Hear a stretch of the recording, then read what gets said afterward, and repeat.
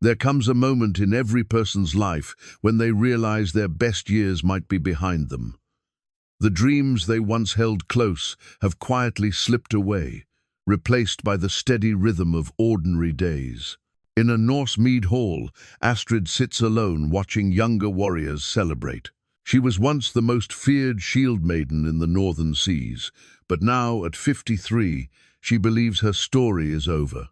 Her children have sailed away, her husband sleeps beneath cold stone, and her sword hangs silent on the wall. But tonight, a giant warrior enters the hall. He claims he has crossed every sea, searching for her not for conquest, but for something deeper. What could this stranger want with a woman the world has forgotten? Before we jump back in, tell us where you're tuning in from, and if this story touches you, make sure you're subscribed, because tomorrow I've saved something extra special for you. The carved drinking horn in Astrid's weathered hands had seen better days, much like its owner. Once, this horn had been raised in triumph after countless victories, filled with mead that tasted of glory and fellowship. Now it sat heavy in her lap, empty save for the weight of memories. The intricate raven carvings along its surface told stories of battles won, of enemies fallen, of a time when her name struck fear into the hearts of warriors across the northern seas. The great hall of Bjornstead buzzed with the warmth and chaos of the winter feast. Firelight danced across timber walls blackened by decades of hearth smoke, casting shifting shadows that made the carved dragon heads seem to writhe and breathe. The air hung thick with the scent of roasted boar, fresh bread, and the sweet fermentation of honey wine. Voices rose and fell in waves of laughter, boasting, and song, creating a symphony of human fellowship that should have been comforting. Yet Astrid felt like a ghost among the living. She occupied her usual place, not quite at the head table where the Jarl and his family held court, but not relegated to the far benches either. It was a position that acknowledged her past while accepting her present, respected but no longer central, honored but no longer essential. The younger warriors glanced her way occasionally with the reverence reserved for living legends, but their attention quickly returned to their own tales of prowess and ambition. Another saga of youth, thinking it invented courage, Astrid murmured to herself, watching a red-bearded warrior barely past his 20th winter gesticulate wildly as he recounted a recent skirmish with raiders. She had been fighting such battles when his mother was still learning to walk. The great raven banner of her clan hung above the hall, its black threads now faded to deep grey, the golden border tarnished with age. That banner had flown over 17 major battles during her prime. She had carried it herself at the Battle of Gull's Bay, where she single-handedly held the shield wall when her husband Eric fell wounded. The memory brought both pride and pain. Pride for what she had accomplished, pain for what felt impossibly distant now. 23 winters had passed since that glorious summer when every raid brought victory and every victory brought glory. Back then, men would cross oceans just to fight beside her. Kings would seek her counsel before major campaigns. The very mention of her name, Astrid the Raven, would send enemy warriors scrambling for their ships. She closed her eyes and could almost hear the clash of steel on steel, feel the spray of salt water mixed with blood across her face, taste the metallic tang of fear and exhilaration that came with battle. Her sword arm twitched involuntarily, muscle memory stirring after years of dormancy. Lost in the old days again? The gentle voice belonged to Solveig, her dearest friend, and the only person who dared interrupt her reveries. The plump, silver-haired woman settled beside Astrid with the careful movements of someone whose joints had begun to protest the cold. "The old days seem more real than these sometimes," Astrid replied, gesturing toward the revelry around them. "Look at them, Sol. They think warfare is about individual glory and impressive scars. They have no understanding of strategy, of sacrifice, of what it truly costs to protect what matters."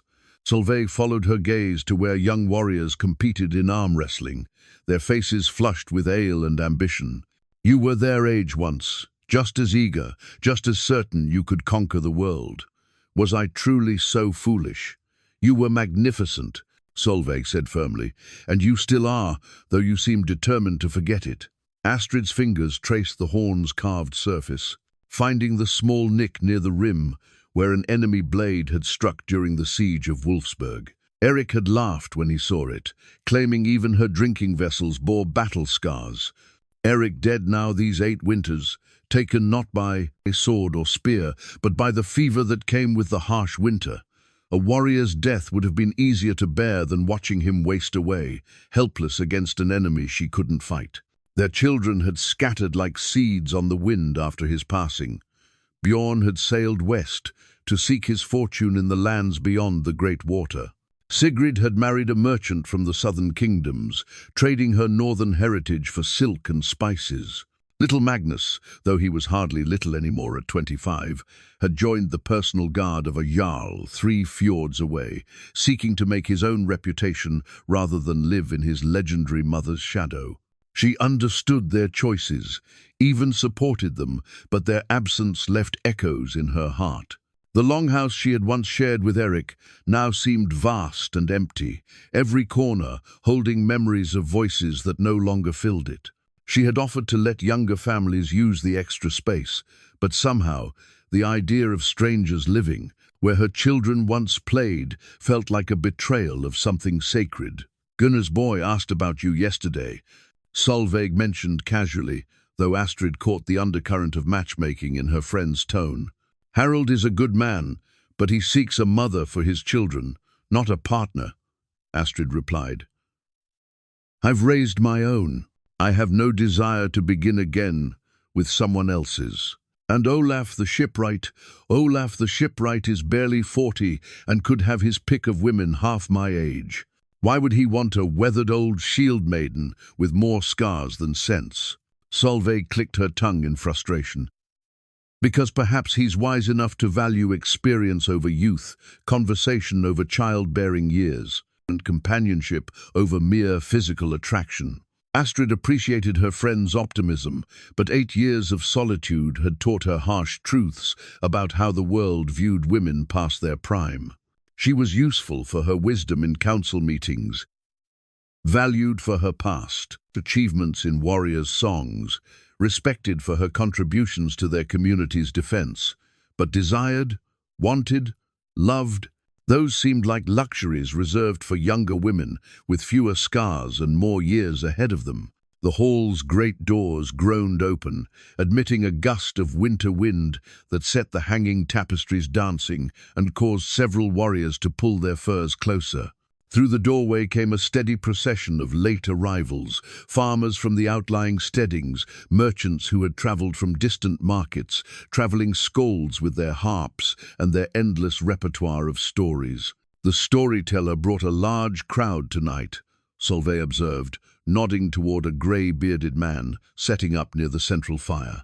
"Perhaps we'll hear something new instead of the same tired tales of Thor's hammer and Odin's ravens." Astrid doubted it. The old stories were told because they were safe, familiar, comfortable. They confirmed what people already believed about heroes and gods and the proper order of things. New stories required more effort, more thought, more willingness to question established truths. Most people preferred the comfort of repetition to the challenge of revelation. The skald began his performance with a haunting melody about lovers separated by war, his voice rising and falling like waves against distant shores. The hall gradually quieted as the music wove its spell, even the most boisterous warriors setting down their drinking horns to listen.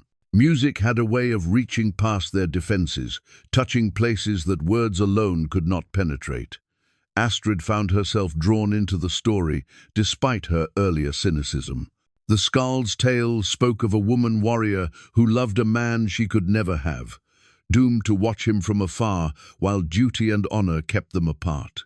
It was a familiar theme, but something in the way the storyteller shaped the words made it feel immediate and personal. "She sounds like someone we know," Solveig whispered, nudging Astrid gently. "Every woman warrior's story sounds the same eventually," Astrid replied, but her voice lacked conviction. The parallels were uncomfortably close. Love postponed for duty, passion sacrificed for responsibility, dreams deferred until they became memories. As the evening progressed, the hall grew warmer and louder. Younger people paired off for dancing, their movements energetic and joyful in the way that came naturally to those who still believed the best of life lay ahead of them. Astrid watched with the complex emotions of someone who remembered being their age, part nostalgia for her own youth, part satisfaction at having survived to witness theirs, part melancholy for opportunities that would never come again. Her daily routine had settled into comfortable patterns over the years. Morning brought tending to her small garden and the goats that provided milk and cheese. Afternoon meant consulting with village women about disputes, healing, or problems that required the wisdom of experience. Evening often found her here in the hall, fulfilling the social obligations that came with her status while trying not to feel like a relic on display. It was a good life by any reasonable measure. She had enough wealth to live comfortably, enough respect to ensure her opinions were heard, enough friends to prevent true loneliness. Yet something vital seemed to be missing, some sense of purpose or passion that had died with Eric and never been replaced. "Do you ever wonder what stories they'll tell about us?" Solveig asked as the scold concluded his tale to enthusiastic applause. "They already tell them," Astrid replied. "The Battle of Gull's Bay, the raid on Skellig Michael, the defense of Thornheim, all properly heroic and conveniently distant. I meant stories about who we are now, not who we were then." Astrid considered this. What stories could there be about a woman who tended goats and offered advice and sat quietly at feasts? What songs celebrated the daily courage required to keep living when the grand adventures were over?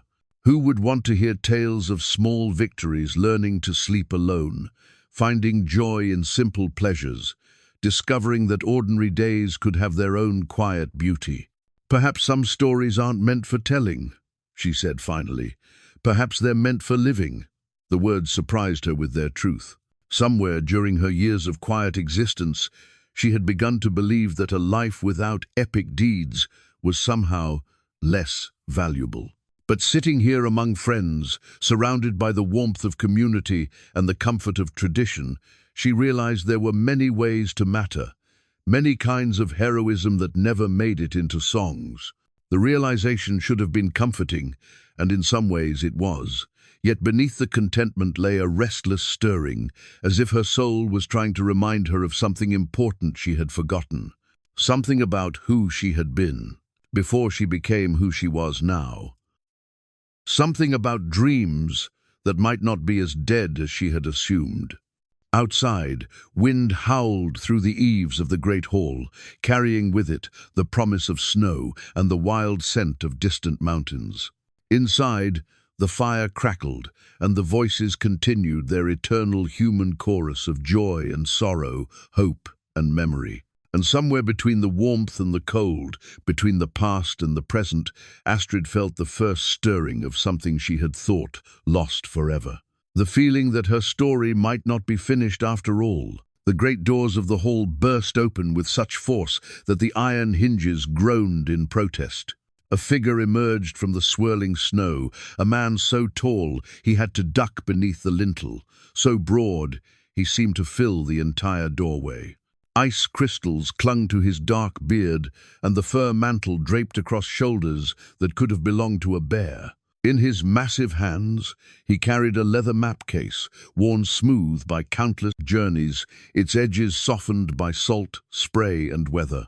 Conversations died like snuffed candles as every eye turned toward the stranger. Even the skald's harp fell silent, the melody hanging unfinished in the suddenly tense air.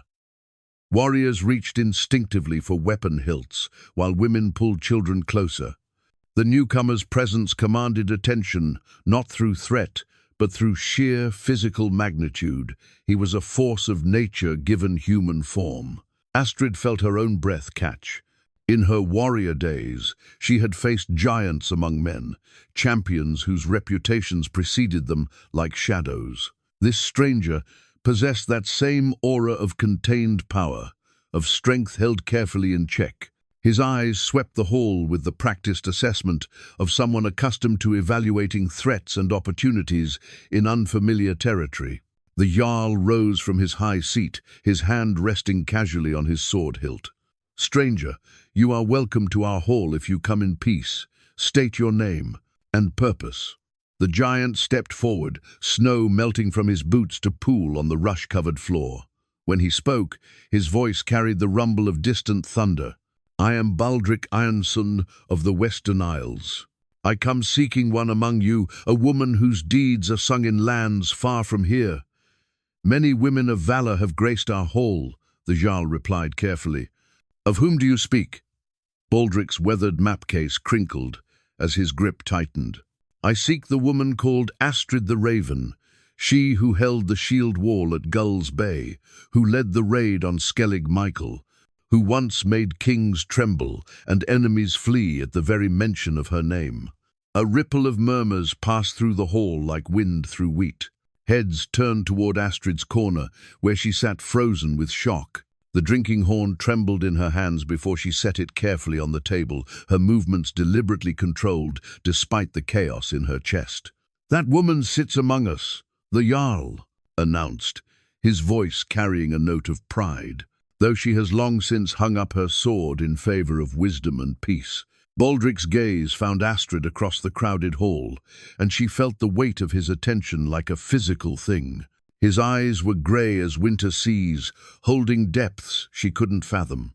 For a moment that seemed to stretch into eternity, warrior regarded warrior across the space between past and present. "My lord," Astrid said, rising with the dignity that had never left her despite the years. "I am honored by this stranger's interest, but surely he mistakes me for someone else.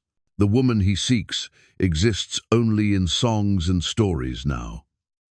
Baldric moved through the crowd with surprising grace for such a large man, warriors and servants alike stepping aside to clear his path. He stopped 3 paces from her table, close enough to speak privately, far enough to show respect. "Lady Astrid, I have traveled every sea and walked every shore seeking you. I know your face from the descriptions of those who fought beside you, your bearing from those who witnessed your courage, your spirit from those who survived your mercy." Astrid's mind reeled. "You speak of events from decades past. What could you possibly want with an old woman who tends goats and offers counsel to village disputes? I want to understand how legends are born," he replied, his voice dropping to a tone meant for her alone. "In my homeland, they sing of a shieldmaiden who could turn the tide of battle with her war cry, who showed honor to defeated enemies, who chose wisdom over vengeance even in her greatest triumphs. These songs shaped me as a young warrior, gave me ideals to strive toward. I crossed oceans to meet the woman who inspired such tales." Solveig nudged Astrid's elbow, her expression mixing excitement with concern. Around them, the hall had fallen silent except for the crackle of fires and the whisper of shifting rushes underfoot. Every ear strained to catch their conversation. "Songs lie," Astrid said firmly. "They make heroes of ordinary people doing what circumstances demanded. I was a warrior because my people needed defending, a leader because someone had to make difficult choices. Nothing more, nothing less." Baldric studied her face with an intensity that made her uncomfortable.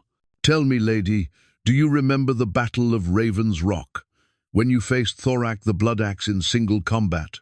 Against her will, Astrid felt herself drawn back to that day, the screaming wind, the clash of weapons, the moment when Thorak's massive axe had come within inches of splitting her skull. "I remember. They say you could have killed him when he fell, but instead you offered him honorable surrender. He was defeated. What glory comes from butchering a fallen foe? You see," Baldric's voice carried quiet triumph, "even now you speak as the songs describe. Honor above personal glory, wisdom above bloodlust. This is why I sought you not for the warrior you were, but for the woman who chose how to be a warrior." Astrid felt heat rise in her cheeks. "You speak pretty words, stranger, but I am not the woman in your songs anymore. That person died with her husband and her children's childhood. What stands before you is what remains. Perhaps, Baldric acknowledged, but I have come very far to discover that for myself. The Jarl's voice cut across their exchange. Guest Baldric, you are welcome to share our hospitality. We would hear tales of your homeland and the journeys that brought you here. Baldric inclined his massive head respectfully, but his eyes remained fixed on Astrid. My thanks, Lord. I bring greetings from the Western Isles and stories of the lands beyond the sunset. But first, if Lady Astrid permits, I would hear her own account of the deeds that made her legendary. The lady needs time to consider such a request, Solveig interjected, rising to stand beside her friend. Surely tales of your own. Travels would better serve the evening's entertainment. Astrid appreciated her friend's protection, but something in Baldric's manner, respectful yet persistent, admiring yet not fawning, stirred responses she thought long buried. No, Sol, let him speak. I would know what drives a man to cross oceans chasing stories. Baldric's weathered features softened slightly. In my youth, I sought glory through strength alone. I believed victory belonged to whoever could swing the heaviest sword or endure the most pain. But the songs of Astrid the Raven taught me that true power lies in choosing when to fight and when to show mercy, when to lead and when to follow, when to hold fast and when to let go. You learned much from songs that were likely embellished beyond recognition. Then teach me the truth, he challenged gently. Show me the woman behind the legend. Astrid felt the eyes of the entire hall upon them, felt the weight of expectations and curiosity pressing down like a physical burden. Part of her wanted to retreat to her quiet corner, to deflect his attention with gentle words and polite distance. But another part, a part she had thought dormant, responded to the genuine respect in his voice, the intelligence in his questions, the way he saw past her current circumstances to something deeper. Very well, she said, settling back into her seat with regal composure. But I warn you, the truth is far less exciting than the songs suggest. Heroism is mostly fear and duty mixed together until you cannot tell them apart. Baldric took the seat across from her, his massive frame dwarfing the wooden chair. Lady, I have travelled through storms that could swallow longships whole, crossed deserts where men's bones bleach white under merciless suns, climbed mountains where the air grows so thin that breathing becomes a conscious act of will. I did all this to hear truth from your lips rather than pretty lies from poets' tongues. As he spoke, Astrid noticed details that had escaped her initial assessment. The careful way he moved, despite his size, suggesting years of fighting in confined spaces. The scars on his hands that spoke of weapon work. The weathered lines around his eyes that came from scanning horizons for threats or opportunities. This was no mere adventure seeker, drawn by romantic notions of legendary warriors. You are not what I expected, she admitted.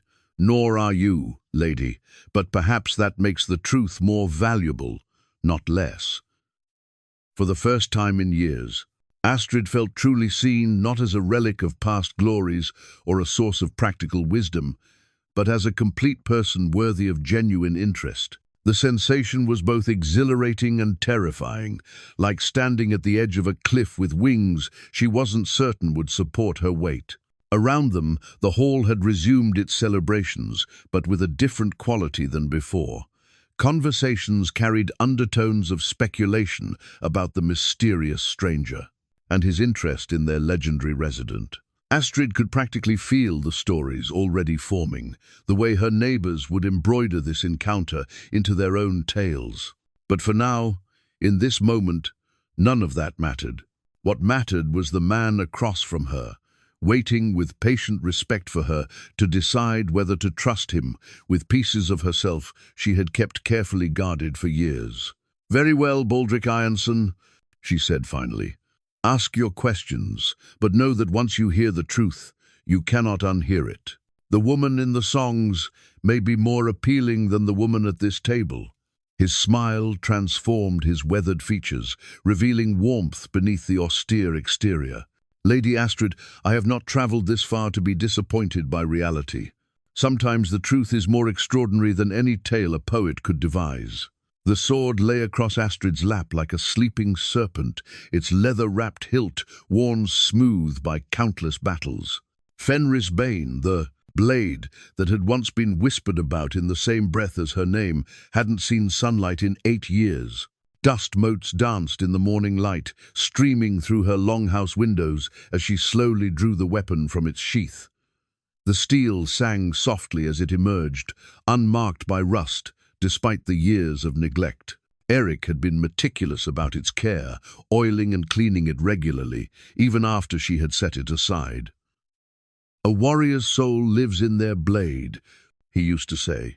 "Even in peace, it must be honored." Astrid tested the edge with her thumb, finding it still sharp enough to part silk. The balance remained perfect, the weight familiar despite the passage of time. Her reflection wavered in the polished steel, older now, lined with experience and sorrow, but still recognizably the woman who had once wielded this weapon with legendary skill. "Solveig told me I'd find you here." The voice from the doorway belonged to Helga, the village's eldest wise woman and keeper of memories. Word travels quickly when giants come calling for forgotten legends. "Not forgotten, apparently," Astrid replied without looking up from the blade, though perhaps that would have been kinder for all concerned. Helga settled her ancient bones on the bench beside the hearth, her joints protesting audibly. "I remember the day you first drew that sword. Your father had died defending the settlement, and the raiders thought us vulnerable. You were barely 17 summers old, 17 and certain I could conquer the world." Astrid's fingers traced the fuller that ran down the blade's center. 17 and too foolish to understand what conquest actually costs. "You saved 36 lives that day," Helga said firmly, "including mine. The raiders fled when they saw what you could do with that steel. We had peace for 3 summers after that, until word spread and others came seeking glory by defeating the young shieldmaiden." The memory came flooding back her father's still form in the mud, her mother's desperate eyes as the longships appeared on the horizon, the weight of Fenris Bane in her untrained hands as she faced her first real battle. She had been terrified, but terror had sharpened her focus rather than paralyzing her. Every movement had felt guided by something beyond conscious thought. "The first man I killed was barely older than I was," Astrid said quietly. "Red-haired, freckled face, probably someone's beloved son. His death taught me that victory always comes at a price, and that price is always higher than you expect to pay. Yet you continued fighting. Someone had to. And I discovered I had a gift for it, not just the killing, but the strategy, the leadership, the ability to see 3 moves ahead while others were still reacting to the last one." Helga nodded slowly. "Your reputation grew quickly. By your 20th year, Jarls were seeking your counsel for major campaigns. By your 25th, enemy commanders would flee rather than face you in direct combat. Fear is a powerful weapon," Astrid acknowledged, "but it's also a burden. When people fear you, they stop seeing you as human. You become a symbol, a legend, a force of nature. Eventually, even you begin to forget who you were before the story started."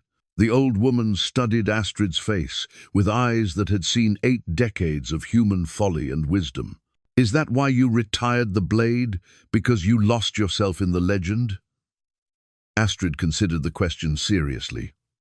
"Partly, but mostly because I met Eric, and he saw the woman beneath the warrior. He reminded me that there was more to life than battle, more to strength than the ability to take lives. When Magnus was born, I realized I wanted to give him a different kind of inheritance than blood-soaked glory. And yet, you kept the sword," Eric insisted. He said, "Every mother should have the means to protect what matters most to her." Helga was quiet for a long moment, watching dust motes dance in the morning light. "This stranger who seeks you, he reminds me of someone." "Oh," You're Eric, when he first came courting. The same intensity, the same way of seeing past surfaces to deeper truths, the same willingness to travel great distances for something he valued. Astrid felt warmth rise in her cheeks. Don't be ridiculous. Baldric is interested in legends and stories, nothing more. Perhaps, but I've lived long enough to recognize the difference between curiosity and calling. That man didn't cross oceans just to satisfy intellectual interest. Before Astrid could respond, voices approached from outside Baldric's deep rumble, interwoven with the higher tones of village children. Through the window, she could see him surrounded by a small crowd of youngsters, their faces upturned with the fascination reserved for exotic strangers. He was showing them something from his travel pack, his massive hands surprisingly gentle as he demonstrated what appeared to be a foreign weapon. "He's good with children," Helga observed. "That says something about a man's character." Astrid watched as Baldric knelt to the children's level, his expression patient and kind as he answered their eager questions. One of the smaller boys reached out to touch the giant's beard, and instead of pulling away, Baldric remained perfectly still until the child's curiosity was satisfied. "He told the most extraordinary stories last night," Astrid admitted. "Tales of lands where the sun sets into endless waters, of cities built from white stone that gleams like stars, of peoples who fight with weapons I've never seen, and honor codes I barely understand. And yet he came here seeking stories of our land, our ways. Why do you suppose that is?" Astrid had wondered the same thing throughout a largely sleepless night. "He claims my reputation shaped his understanding of honor in warfare. But there must be hundreds of warriors in his own lands who could serve as examples. Why travel so far for lessons he could learn closer to home? Perhaps because the lessons he needs can only come from you." The suggestion made Astrid uncomfortable. It implied responsibility, importance, relevance, things she had deliberately set aside. "I'm not a teacher, Helga. I'm not even really a warrior anymore. I'm a widow who tends goats and offers advice to quarreling neighbors. And yet you still maintain your blade. Still practice the forms in secret when you think no one is watching." Astrid turned sharply. "You've been spying on me? These old eyes see much from my garden. Every morning before dawn, you come here to this room. You draw the sword. You move through the sequences your father taught you. You remember what it felt like to be certain of your purpose." Helga's voice was gentle but knowing. "The warrior sleeps, child, but she is not dead." The accusation hit uncomfortably close to truth. Astrid had indeed maintained her training regimen, telling herself it was merely exercise, a way to stay strong for practical purposes. But in the quiet honesty of her heart, she knew it was more than that. It was a connection to the woman she had been, a reminder of capabilities that age had not entirely stolen. "What would you have me do?" Astrid asked. "Take up raiding again? Challenge young warriors to prove I haven't lost my edge? March off to war at 53 and hope my knees don't give out before my enemies do? I would have you remember that strength takes many forms, that wisdom is its own kind of weapon, and that sometimes the most important battles are the ones fought not with steel, but with understanding." Outside, Baldric's laughter mingled with the children's giggles as one of them attempted to lift his massive war axe. The sound was warm and genuine, free of the calculated charm she had learned to distrust in men who wanted something from her. "He interests you," Helga stated rather than asked. "He puzzles me," Astrid corrected. "I've met many men who claim to admire strong women, but most of them wanted to possess that strength rather than honor it. This one seems different, but I can't determine why. Perhaps that's reason enough to find out." The silver brooch at Astrid's throat caught the pale winter light as she knelt beside Eric's grave. The ornate piece had been his wedding gift to her, intricately worked, with intertwining ravens and wolves, symbols of their joined clans. She touched it now as she spoke to the weathered stone that marked his resting place. "A stranger came asking about the old days," she said softly, her breath misting in the cold air. He knows stories about me that I thought were forgotten, tales that somehow traveled across oceans to reach his homeland. The wind whispered through the bare branches of the ancient oak that shaded the burial ground, carrying with it the promise of snow. Around her, the graves of warriors and wives, children and elders marked the accumulated history of her people. Eric's stone bore no elaborate carvings. He had requested simplicity, saying his deeds needed no advertisement to those who mattered. He looks at me as if I'm still the woman you married, not the one you left behind. Her voice caught slightly on the words. I don't know how to be that person anymore, Eric. I don't know if she even exists. The silver brooch had been with her through everything, every battle, every birth, every triumph and tragedy of their shared life. She had clutched it during Magnus's difficult delivery, worn it while nursing each of her children through fevers and injuries, touched it for luck before every major decision. It was more than jewelry.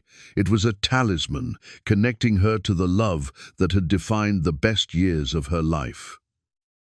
Astrid? Baldric's voice came from behind her, carefully respectful. Forgive the intrusion. Young Olaf said, I might find you here. She didn't turn immediately, needing a moment to compose herself. You're not intruding. The dead don't require privacy for their conversations. He approached slowly, his footsteps crunching softly in the frost-brittle grass. I lost my wife 7 years ago. I understand the need to speak with those who can no longer answer. The quiet pain in his words made her look at him properly for the first time since last night. In daylight, she could see details that had been hidden in the hall's dim interior, the way sorrow had carved lines around his eyes, the careful manner in which he held himself, as if some invisible wound still pained him. How did she die? Astrid asked, then immediately regretted the bluntness. I'm sorry, that was poorly asked. Childbirth, he replied simply. Our first. Neither she nor the babe survived. He was quiet for a moment, studying Eric's headstone. Your husband was blessed to see his children grown. Yes, he was. Astrid rose from her knees, brushing frost from her woolen skirts. Though he worried constantly about leaving us unprotected, his greatest fear was dying before he could teach our sons everything they needed to know about being men. Did he? He taught them honor, loyalty, the value of hard work.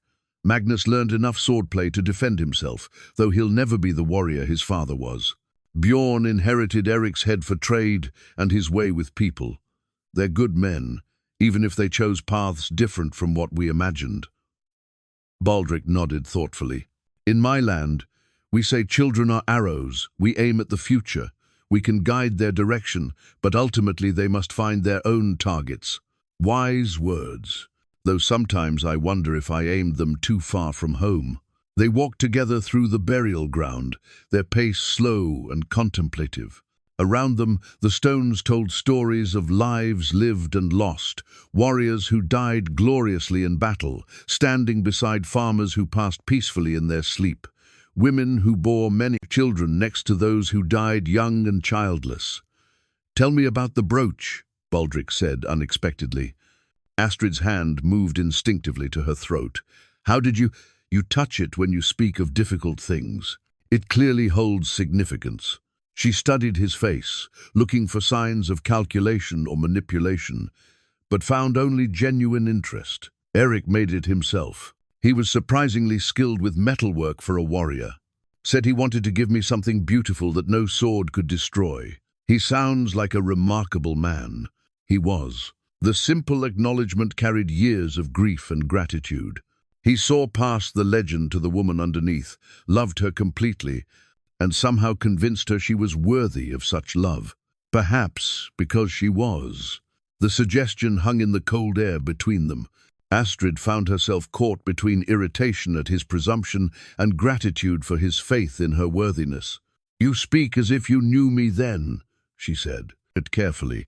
In a way, I did. The songs tell more than just tales of battles won and enemies defeated. They speak of a woman who chose mercy over vengeance, who protected the weak and honored the fallen. who understood that true strength lies not in the ability to destroy, but in the wisdom to know when destruction is necessary. Songs lie. Astrid repeated her earlier assertion, but with less conviction. Some do, but truth has a different quality than fiction. It resonates in ways that pretty lies cannot. The stories of Astrid the Raven have that quality. They had reached the edge of the burial ground, where a low stone wall separated the dead from the living. Beyond stretched the village proper, smoke rising from chimneys, people going about their daily tasks, children playing despite the cold. "Why are you really here, Baldric?" Astrid asked suddenly. "And don't tell me you travelled across oceans just to satisfy curiosity about old legends." He was quiet for so long, she thought he might not answer. When he finally spoke, his words came slowly, as if each one required careful consideration. "In my homeland, I am called king, though it's a title that feels increasingly hollow. I rule wisely, my people prosper, our enemies respect our borders. But something is missing, some sense of purpose beyond mere governance." He paused, his grey eyes distant. The stories of Astrid the Raven spoke to that emptiness. Here was a warrior who found ways to be strong that didn't require crushing others, who built something lasting from the ashes of conflict. "And you thought meeting me would somehow provide what you're seeking." "I thought understanding how such a person was shaped might help me understand how to become such a person myself." The honesty in his admission surprised her. She had expected flattery or romantic interest, not this deeper, searching for meaning and purpose. "I'm not the woman in those stories anymore," she said gently. "If she ever truly existed at all, perhaps not. But something of her remains. I see it in how you carry yourself, how you consider your words before speaking, how you touch that brooch when facing difficult truths. The core of who you were hasn't changed, even if circumstances have." Astrid felt a stirring of something she couldn't quite name. Not attraction exactly, though she couldn't deny he was compelling, but rather a sense of recognition. Here was someone else who understood the weight of responsibility, the loneliness of leadership, the difficulty of finding meaning when duty no longer provided clear direction. "Walk with me back to the village," she said finally, "and tell me more about this kingdom of yours, where kings search for purpose in old stories." His smile transformed his austere features. "With pleasure, Lady Astrid, though I warn you the tale is neither heroic nor particularly inspiring. The best stories rarely are," she replied, surprised by how much she meant it. The healing stones lay scattered across the worn wooden table like fallen stars, their rune-carved surfaces catching the firelight in Solveig's cottage. The Volva, the wise woman who served their village as healer and seer, had arranged them in patterns that spoke to those who understood their ancient language. Astrid studied the configuration with growing unease. "The stones speak of change coming," Solveig murmured, her weathered fingers hovering over a particular rune. "Great upheaval that will test everything you believe about yourself and your place in the world. Stones have been speaking nonsense since before our grandmothers were born," Astrid replied, but her voice lacked conviction. The Volva had never been wrong about matters of true importance. Perhaps, but they also speak of opportunity disguised as threat, of strength discovered through adversity. Solveig's pale eyes fixed on her friend. "Tell me truthfully, when did you last feel truly alive?" The question caught Astrid unprepared. When had she last felt the blood singing in her veins, the sharp clarity that came with genuine purpose? Not since Eric's death, certainly. Perhaps not since her children had begun lives of their own. "Yesterday," she said quietly, "speaking with Baldric about the old battles. For a moment, I remembered what it felt like to matter." Before Solveig could respond, urgent voices erupted from the village square. Both women rushed to the window to see a crowd gathering around the hall, their faces grim with concern. At the center stood Jarl Thormund, his normally composed demeanor showing cracks of worry. "Riders approach from the east," came the shout from a breathless scout. "Armed men, bearing the banner of Jarl Grim, the Ruthless. They'll reach our borders before nightfall." Astrid felt ice form in her stomach. Grim had been raiding settlements along the coast all summer, his reputation for brutality preceding him like a plague wind. Villages that submitted were stripped of wealth and young people. Those that resisted were burned to ash. "The council must convene immediately," Thormund called, all heads of households to the great hall.